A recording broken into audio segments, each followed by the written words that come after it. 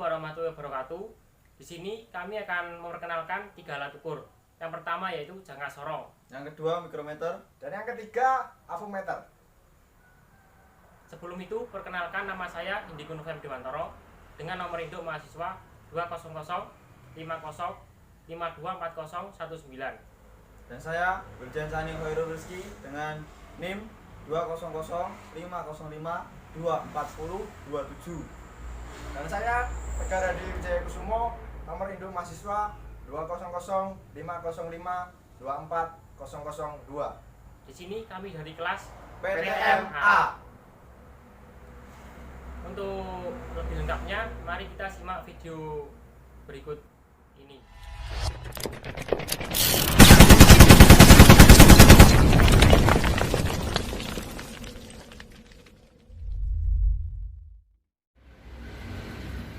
Nama dari alat ukur ini adalah avometer. Nah, untuk fungsi sendiri dari alat ukur ini adalah dapat ditinjau dari namanya sendiri, yaitu avometer, yang terdiri dari 3 huruf A, V, dan O. Untuk A sendiri maksudnya adalah ampere, di mana alat ukur ini dapat mengukur watt arus. Dan yang kedua ada V, yang artinya adalah tegangan, di mana maksudnya adalah alat ukur ini memiliki fungsi untuk mengukur tegangan. Dan yang ketiga ada O, yaitu yang dimaksud adalah ohm, di mana alat ukur ini berfungsi untuk mengukur suatu hambatan.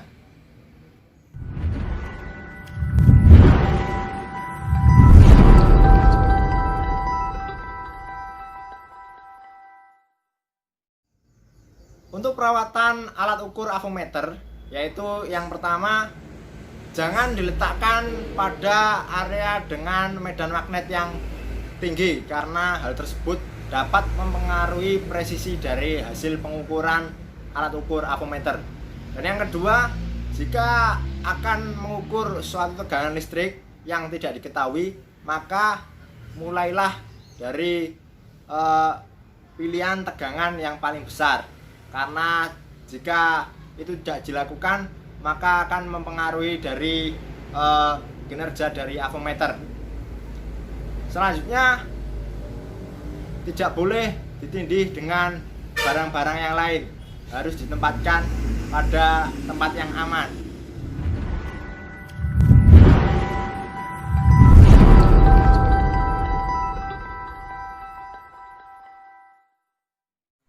Adalah pengenalan bagian-bagian pada alat ukur avometer. Dan untuk pada bagian-bagian pada avometer, yang pertama ada scale atau skala maksimum, yaitu batas nilai tertinggi pada panel seperti ini. Terus selanjutnya ada jarum pointer, yaitu ini jarum pointer hitam ini yang menunjukkan skala pengukuran, nilai skala pengukuran dengan komponen yang telah diukur. Dan selanjutnya ada pengenalan jarum atau zero correction, yaitu yang di sini itu digunakan untuk mengenolkan jarum pada posisi kiri dalam mengukur arus dan tegangan. Selanjutnya ada ohm adjust atau pengatur skala ohm, yaitu untuk mengenolkan jarum saat melakukan pengukuran hambatan, yaitu di sini. Selanjutnya ada range selector, ini range selector itu untuk memilih range atau batasan arus, tegangan maupun hambatan yang akan diukur. Dan selanjutnya adalah batas ukur atau BU yang merupakan nilai maksimal yang bisa diukur oleh avometer. Ada 4 batas ukur, antara lain sebagai berikut. Yang ini AC, ini sampai sini, terus yang ini DCV sampai sini, terus ini yang ampere sampai sini, dan ini yang ohm sampai sini. Dan selanjutnya itu ada cermin atau mirror, ini ya cermin atau mirror sebagai acuan dalam melakukan pengukuran yang ditunjukkan oleh jarum meter. Selanjutnya ada measuring terminal atau yang ini logo plus min ini ya. Yang plus itu biasanya berkabel merah, yang min itu berkabel hitam.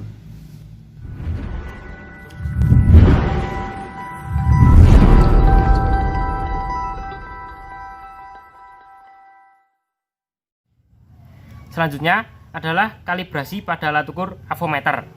Nah, kalibrasi pada alat ukur avometer ini ada dua cara. Yang pertama, kalibrasi menggunakan zero correction, dan yang kedua menggunakan ohm adjust. Nah, yang menggunakan zero correction ini biasanya digunakan untuk kalibrasi pada tegangan. Kemudian yang di sini, yang ohm adjust ini digunakan untuk mencari suatu hambatan. Nah, kita lihat di sini kan garis jarum ini belum lurus dengan angka 0. Mari kita lakukan kalibrasi. Kita luruskan jarum ini sampai lurus ke garis 0.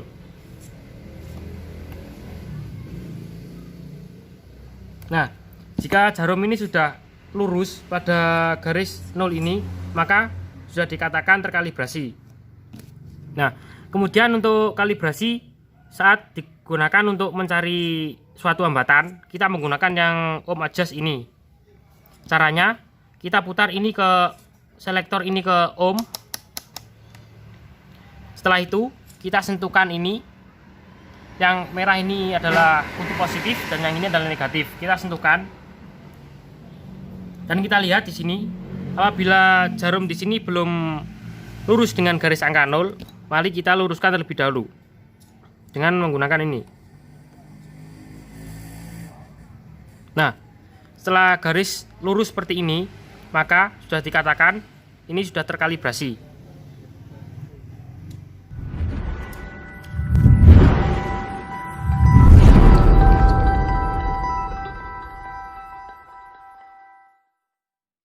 Pada kali ini kita akan melakukan pengukuran pada baterai. Nah, sebelum melakukan pengukuran, kita lakukan kalibrasi terlebih dahulu. Kebetulan ini kan akan mencari tegangan pada baterai. Kita arahkan ini ke DC. Kemudian kita lihat jarum di sini. Apabila jarum di sini tidak tepat pada angka 0, kita lakukan kalibrasi menggunakan zero correction. Kita putar sehingga jarum itu lurus dengan angka 0. Nah, selanjutnya kita langsung saja lakukan pengukurannya. Nah, yang merah ini adalah positif dan yang di sini hitam adalah negatif. Sebelum itu, kita putar dulu selektor ini ke 2,5 karena pada umumnya baterai ABC ini mempunyai tegangan 1,5 volt. Kita putar selektornya. Setelah itu kita sentuhkan. Tadi ini kan positif, kita sentuhkan ke yang positif, kemudian yang ini negatif.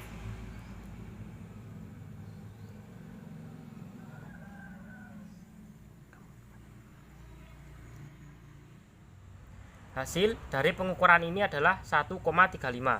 Kenapa bisa dikatakan 1,35? Nah, di sini kan tadi menggunakan ketertian 2,5, sehingga di sini menggunakan yang 250. Di sini jarumnya menunjukkan ke angka di antara 100 dan 150. Untuk hasil penunjukan jarum ini adalah 135. Karena 100 sampai 150 ini mempunyai selisih 50.